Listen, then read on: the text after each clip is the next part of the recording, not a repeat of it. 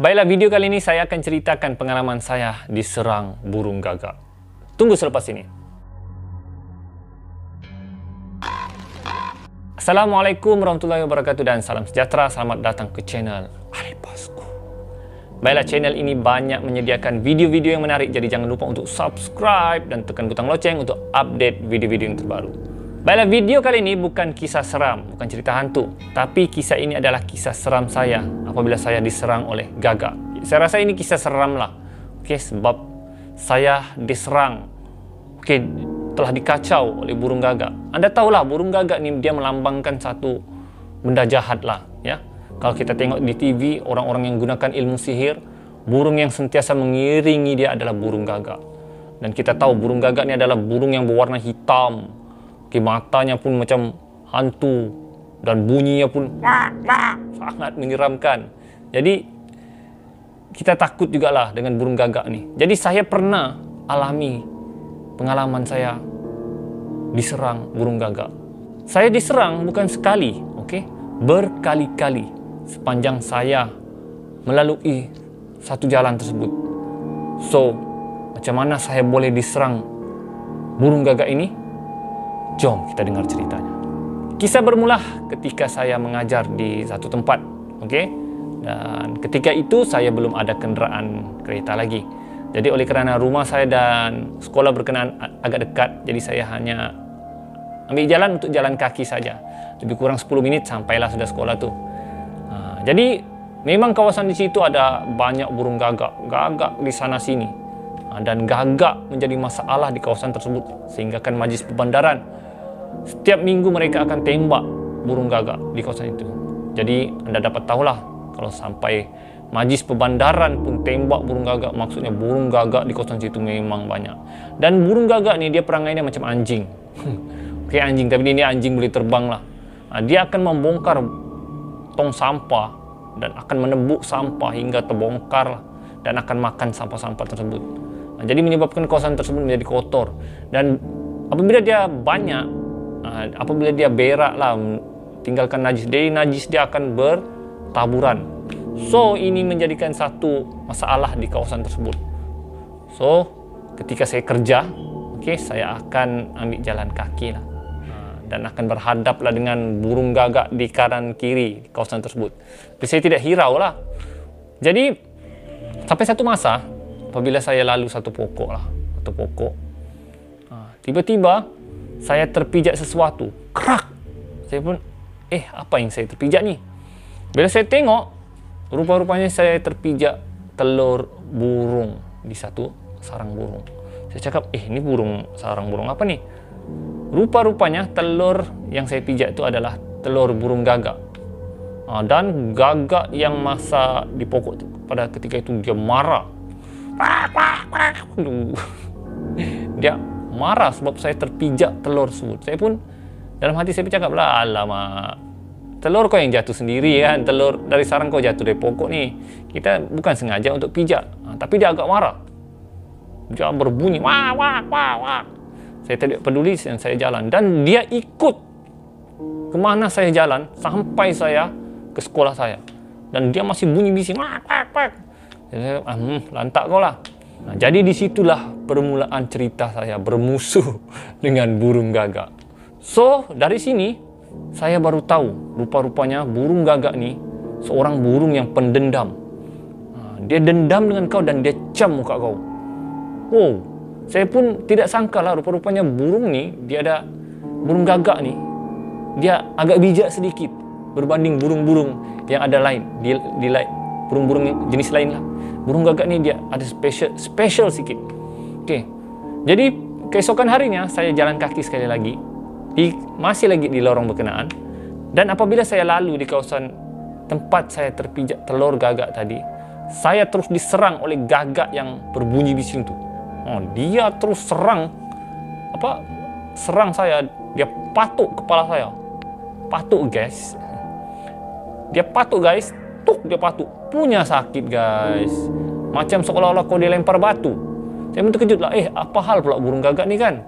Macam saya pikir dia bermain lah, macam bergurau. Tapi dia serang, dia naik. Dia serang, dia naik. Saya cakap, oh gila. Saya cakap, silap hari bulan boleh koyak nih kepala kan. Jadi saya pun ambil, kebetulan saya pakai beg. Saya ambil beg saya tutuplah kepala saya dan lari. Saya lari selaju yang boleh. Dan dia masih berbunyi lagi lah. Pak, pak, pak. Saya cakap, gila betul gagak nih, saya cakap. Saya rasa di situ saya sudah tahu bahwa burung gagak ini pendendam. Jadi ketika saya pulang sekolah pun begitu. Saya kena juga, saya kena serang juga di tempat yang sama. Saya cakap, gila betul gagak nih. Jadi saya rasa mungkin dia agak marah lah, agak marah dengan saya terpijak telur, sarang dari telurnya itu. Jadi mungkin dia agak marah. Jadi saya beranggapan perkara tersebut sehari 2 hari sajalah. Tapi ia makin melarat macam mana? First saya kena serang seekor. Next day saya kena serang sampai 3 hingga 4 ekor gagak.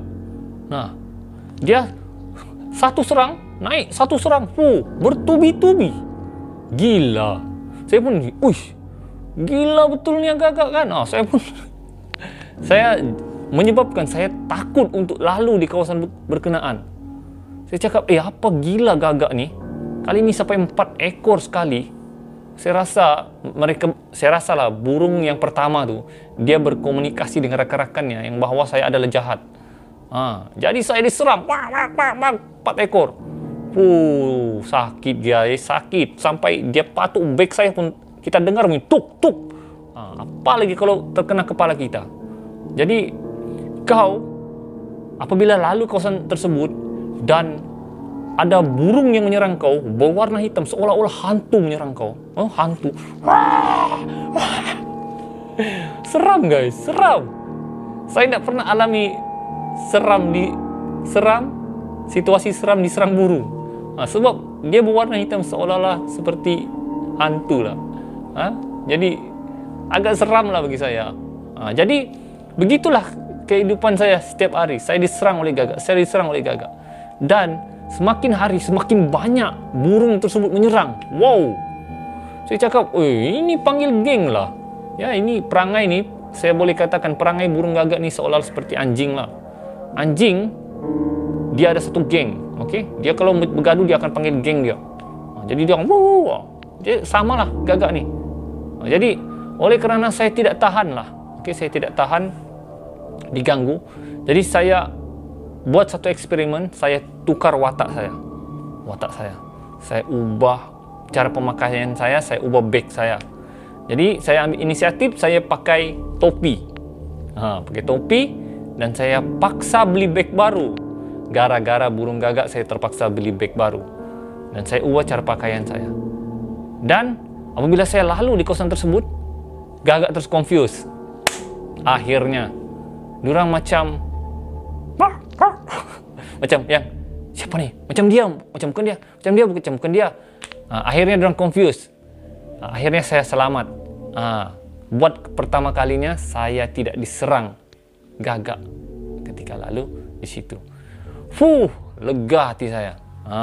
Cuma mereka confused lah. Mereka tengok saya. Tengok. Macam dia, macam bukan dia. Tapi the next day, gagak bukan bodoh guys. Dia tidak bodoh. The next day dia tahu itu kau. Saya rasa mungkin dia terhidu bau kah, ataupun dia dapat cam kah, ataupun burung tu, itulah dia, jom serang. Begitulah mungkin. Saya diserang sekali lagi. Saya cakap, aduh, ini betul-betul sandi tahu, sakit. Dan apa yang lagi sakit, mereka mula mengecam saya ketika saya keluar dari pagar rumah. Sebab satu hari saya keluar dari pagar rumah, saya nampak ada satu ekor burung gagak dekat tiang elektrik. Dia nampak saya, dia akan bunyi. Saya cakap, apa masalah burung gagak ni? Rupanya dia berbunyi, dia sound kepada kawan-kawannya yang lain bahwa saya sudah keluar. Nah guys, pendendam burung gagak ni bukan main-main. Saya terkejut. Apabila satu berbunyi, yang hujung berbunyi dan yang hujung bunyi. Rupanya mereka sound. Mereka beritahu, dia sudah keluar. Keluar. Serang. Dan saya tidak peduli lagi. saya jalan dan gagak tersebut masih mengekori saya. Dia lompat sana lompat sini, tapi dia tidak serang. Sampai saya di kawasan pokok yang tempat saya pijak telur tersebut, mereka baru serang saya. Gila guys, sudahlah, burung gagak memang bermaharaja di kawasan situ. So kau bayangkan bila burung gagak serang kau, baru bukan seekor 2 ekor, mereka 10 hingga 15 ekor serang kau. Gila, orang yang di situ pun heran kenapa saya selalu diserang oleh burung gagak. So, saya tidak tahan dengan keadaan tersebut. Jadi saya ambil inisiatif, hari-hari saya akan bertukar watak supaya saya tidak dicam. Bagaimanapun mereka tetap juga cam saya. Asal saya keluar dari pagar, mereka akan sudah berbunyi. Wah, wah, wah, wah. Jadi kehidupan saya setiap hari saya sentiasa diganggu oleh gagak. Sampai satu tahap saya melawan. Oleh kerana diserang, saya ambil kayu, saya pukul. Kadang-kadang dapat pukul jatuh, dia terbang lagi. Saya pukul jatuh lagi, dapat terbang lagi. Tapi walaupun saya melawan, mereka akan menyerang. Jadi, tidak tahan guys. Kau hari-hari menghadap benda tersebut. Jadi saya seram guys. Kau bayangkan mana kehidupan kau hari-hari risau akan diserang oleh gagak. Hari-hari kau akan berpikir, pergi kerja dan diserang gagak. Jadi kehidupan kau akan menjadi satu masalah menghadapi benda ni. Dan kau depres tau, kira macam tekanan. Sebab gagak sudah menjadi sebahagian daripada masalah hidup kau. Dan oleh kerana sudah tidak sebahagian daripada kau, ia menjadi satu bebanan lah.